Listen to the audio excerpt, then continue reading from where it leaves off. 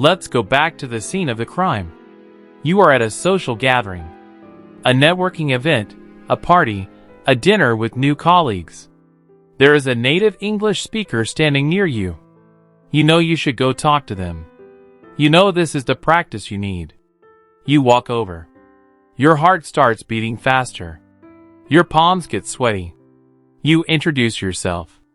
They introduce themselves. And then it happens. The silence. That terrible, heavy, suffocating, awkward silence. Your brain enters panic mode. It's screaming, "Say something! Anything! Don't just stand there looking stupid!" You desperately search the filing cabinet of your brain for a topic, a question, anything to break the tension. And what does your brain give you? The same useless garbage it always gives you. "So, do you like the city? How long have you worked here? The weather is nice today, isn't it?" They give a short answer. "Yeah, it's okay." More silence. The conversation is dead on arrival. You can see in their eyes that they are bored. They are looking around the room for someone else to talk to. You feel humiliated. You feel small. You feel like a social failure. Later, when you go home, you tell yourself the same comforting lie. "My English just isn't good enough yet. I need more vocabulary. I need to study more idioms. Once I know more words, I'll be interesting." I'm Tom, and welcome back to English Adventure. Today, I am going to take that comforting lie and smash it into a million pieces. Your vocabulary is fine.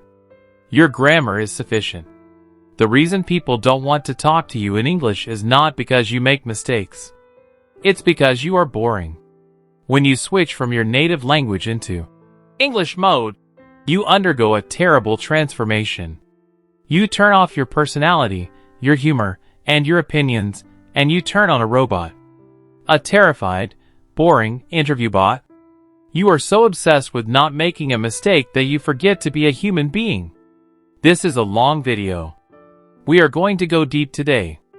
We are going to surgically remove the boring English robot from your brain and replace it with the social skills of a connector. If you watch this whole video and apply these techniques, you will never run out of things to say again. Part 1. The diagnosis, the language filter. Why does this happen?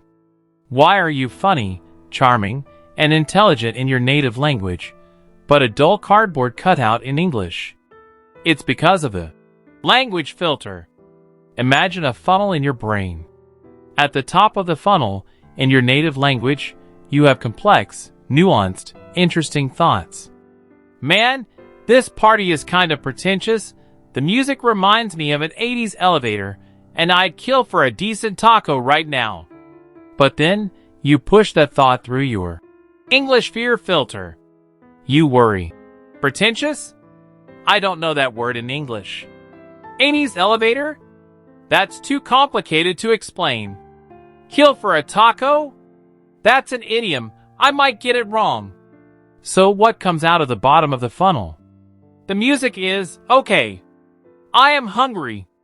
You have filtered all the personality, flavor, and humanity out of your statement out of fear of inaccuracy. You have chosen to be boring and correct rather than interesting and imperfect. Nobody wants to talk to a grammar textbook.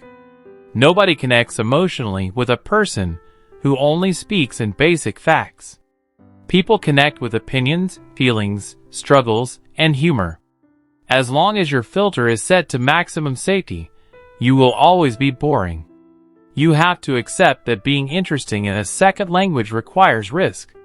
It requires being willing to look a little foolish sometimes in exchange for a real human connection. Part 2. The interview mode trap. Because of this filter, you default to the safest form of communication known to man, the interview. You think conversation is about exchanging information. A. Where are you from? B. London. A. How long are you here? B. 2 weeks. A. Do you like it? B. Yes. This is not a conversation. This is an interrogation. A police officer does this. A chatbot does this. Why do you do this? Because asking a closed-ended question, a question with a yes/no or short fact answer, feels safe. It puts the burden of speaking onto the other person. You throw them the ball, so you don't have to hold it. But think about how it feels for them. Being asked 10 factual questions in a row is exhausting. It feels like work. They feel like they are being mined for data, not connected with as a person. The most dangerous phrase in the English language for small talk is, "How are you?" Stop asking it. Seriously? Unless your friend is in the hospital, don't ask, "How are you?" at the start of a conversation. Why? Because it has a scripted answer. "I'm fine, thanks, and you?" It leads nowhere. It is dead air. It is a signal that says, "I am afraid to say anything real, so we are going to perform this meaningless ritual." If you want to stop being boring, you have to delete interview mode from your operating system. Part 3. The shift value addition versus value extraction. So how do we fix this? We have to change your fundamental approach to what you bring to a conversation. Right now you are a value extractor. By asking endless questions, you are asking the other person to provide the energy, the topics, and the content. You need to become a value adder.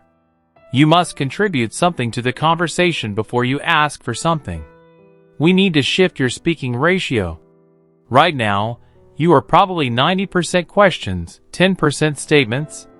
The golden ratio for interesting small talk is roughly 60% statements/observations, 40% relatable questions. Let's look at the difference in a real scenario. You are at a business conference coffee break. The boring robot approach, value extraction. You walk up to someone. You, "Hello. Are you enjoying the conference?" Them, "Yes, it's interesting."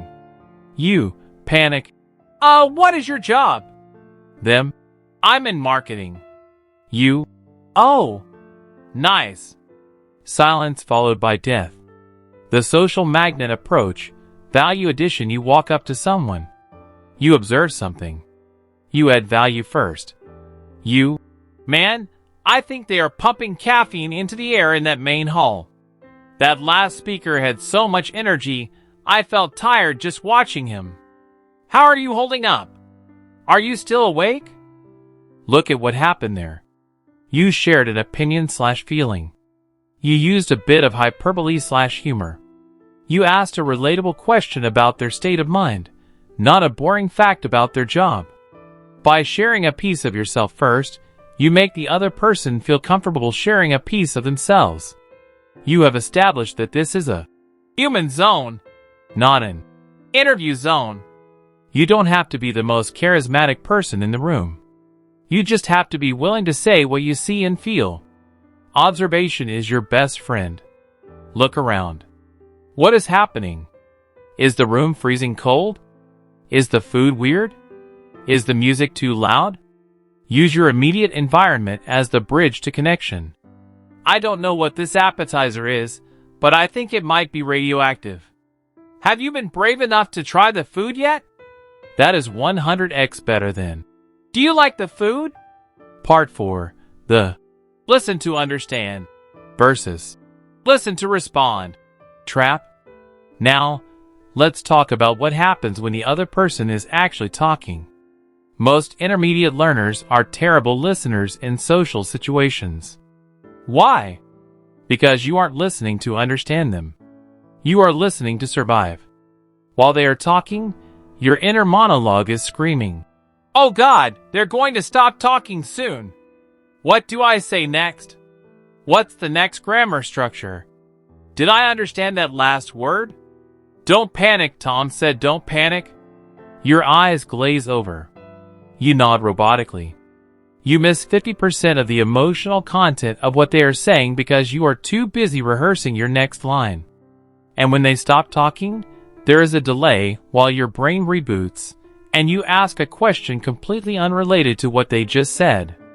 Them, Yeah, my trip here was awful. My flight got delayed for 6 hours, and they lost my luggage. You, the robot. Oh, do you like traveling?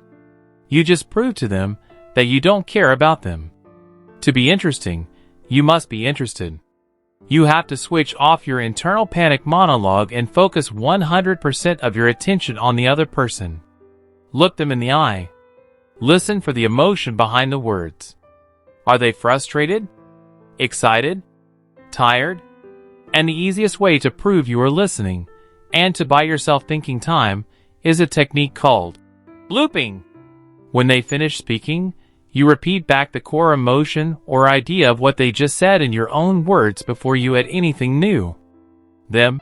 Yeah, my trip here was awful. My flight got delayed for 6 hours, and they lost my luggage. You, the connector. Oh my God, 6 hours? And no luggage? That sounds like a total nightmare. You must be exhausted. You loop back their pain, total nightmare. This makes them feel heard. It builds massive rapport instantly. And it requires almost zero cognitive effort from you. You just mirror their emotion. Part 5. The Advanced Ford Framework. Okay, Tom, I get the theory. But I still need topics. What do I actually talk about? You've probably heard of the Ford technique for small talk, family, occupation, recreation, dreams. The problem is, most people use Ford as a checklist for interrogations. Do you have a family? What is your occupation? Don't do that. Use Ford as areas to find emotional connection points using them. Statement first, question second. Method. Let's practice 2 of them. 1. The recreation pivot, hacking hobbies. Don't ask, what are your hobbies? Interview. Share a small struggle or obsession related to recreation first. You. I wasted this entire weekend trying to bake sourdough bread. It came out looking like a brick. I think I need a less stressful hobby. What do you do when you need to completely switch off from work? Why this works. Use shared failure, humor/relatability. You asked about the result of the hobby, switching off, not just a list of activities. If they say, oh, I play a lot of video games. Don't jump topics. Deep dive. You looping. Video games, nice. That's definitely a good way to switch off. Are you playing something relaxing? Or something intensely stressful that makes you yell at the TV? Now you are having a real conversation. 2. The occupation pivot, making work human. Don't ask, what do you do? Share a feeling about the general state of modern work. You. It feels like this week has lasted about 1,000 years. I think my laptop is trying to kill me. Is things pretty intense in your world right now, or are you managing to stay sane? Again, statement about your reality - question about their emotional state regarding work. If they say, yeah, I'm an accountant, it's tax season, so it's brutal. Deep dive. Don't ask about accounting facts. Ask about the human experience of being an accountant. You. Oh wow, tax season. So you basically live at the office right now. How do you even handle that level of focus for so many hours without going crazy? Notice the pattern? I am always asking, how does that feel? Or, how do you handle that? Rather than, what are the facts? Facts are boring. Feelings are universal. You don't need advanced English to talk about stress, joy, exhaustion, or excitement. Part 6. The physicality of connection. Finally, we have to talk about the physical aspect. Because a boring robot doesn't just sound boring, it looks boring. When you are anxious about your English, your body betrays you. You cross your arms, defensive. You hunch your shoulders, trying to be small. You avoid eye contact, shame. You have a frozen, polite smile plastered on your face that doesn't reach your eyes. Your body language is screaming, I am uncomfortable. Please don't talk to me for too long. And people unconsciously obey that signal. You have to fake it until you make it physically. Uncross everything. Open chest. Arms loose by your sides or holding a drink comfortably. This signals openness. Eye contact. It feels intense in a second language, I know. But if you look away every time you struggle for a word, you look shifty and unconfident. Hold the eye contact even when you are searching for a word. It shows confidence. Nod and react. Show you are listening with your body. Nod. Raise your eyebrows when they say something surprising. Smile when they make a joke. A lot of communication isn't verbal. If your face is a frozen mask of panic, they won't connect with you. The final challenge. Listen, I know this is terrifying. I am asking you to drop your shield. I am asking you to stop hiding behind the "I am just a learner" excuse and step into the arena as a flawed, imperfect human being. You will make mistakes. You will say awkward things. You will use the wrong word and look a bit silly. So what? The goal is not perfection.